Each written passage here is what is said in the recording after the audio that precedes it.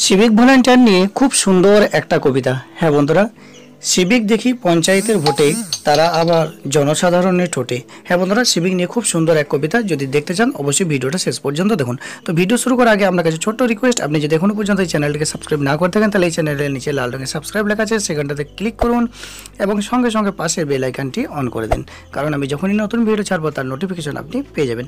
এবং ভিডিও নিচে একটা লাইক করুন এবং ভিডিওটা সমস্ত সিভিক ভলেন্টিয়ারদের মধ্যে শেয়ার করুন। আজকের প্রশ্ন, ক্রিকেট বিশ্বকাপ কত বছর পর পর হয়? হ্যাঁ বন্ধুরা, ওয়ান ডে ক্রিকেট বিশ্বকাপ কত বছর পর পর হয়? 4 বছর না 5 বছর? আপনার মতামত উত্তরটা নিচে অবশ্যই কমেন্টস করে জানাবেন। তো চলুন আজকের ভিডিওটা শুরু করা যাক।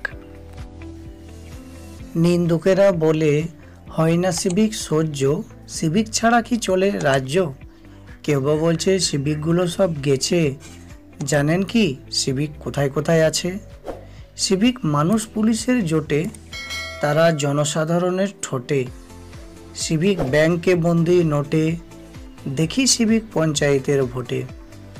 সিভিক দেখি সপ্তবারের হাটে, তারা আবার পৌঁছে গেছে কোর্টে। সিভিক দেখি বিসর্জনের ঘাটে, দেখছি তারা আছে খেলার মাঠে। সিভিক দেখি ভারতীয় রেলে, তারা আবার ডিউটি করে জেলে। সিভিক দেখি সব পরীক্ষার সেন্টারে, তারা আছে আমজনতার অন্তরে। সিভিক দ্বারা পারাপার হয় ছাত্র ছাত্রী, তাদের কাছে নিরাপত্তা পায় পথযাত্রী। তাদের আছে মানুষের প্রতি নৈতিক ব্যবহার, ছুটবে সিভিক সবার আগে, নেই সন্দেহ আর। পুলিশ বাহিনীর সদস্য হিসাবে মান্য, তাই সিভিক সব নাগরিকের জন্য। সিভিক কখনো করে না শৃঙ্খলা ভঙ্গ, ভাবে শুধু যে তারা পুলিশের অঙ্গ।